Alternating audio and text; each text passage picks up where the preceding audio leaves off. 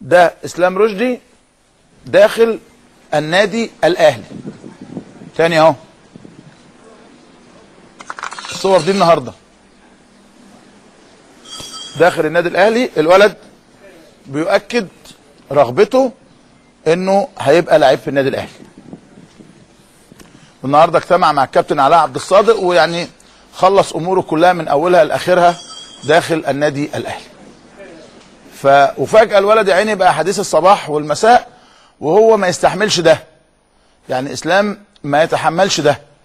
الولد لعيب صغير بس هو اخذ عليه هو كمان انه اتكلم كتير قوي وطلع في برامج كتير قوي قوي قوي قوي. فاللي بيتكلم كتير بيغلط كتير. اي حد بيتكلم كتير بيغلط كتير. هو ما كانش مصدق والدنيا بالنسبه له كانت حلوه وكان لسه ما دخلش النادي الاهلي فما عرفش النادي الاهلي بيدار ازاي. لكنه انا هقول لكم كمان تفاصيل قعدته مع الكابتن علاء عبد الصادق. اللعيب كتب انه هيلعب في النادي الاهلي وانه حتى لو النادي ادى استغنى لنادي الزمالك مش هيبقى له قيمه. وده حقيقي. ده حقيقي انه طالما اللعيب عقده لو الكلام ده عقده ما انتهاش. لما عقده انتهى زي ما بقول لكم رضا العزب بالظبط عقده انتهى من حقه. زي ما قلت لكم اخذ على اسلام كثره الكلام واخذ على رضا العزب انه ذهب الى نادي الزمالك وما كانش وقته لان عنده المباراه الاخيره مع نادي الزمالك.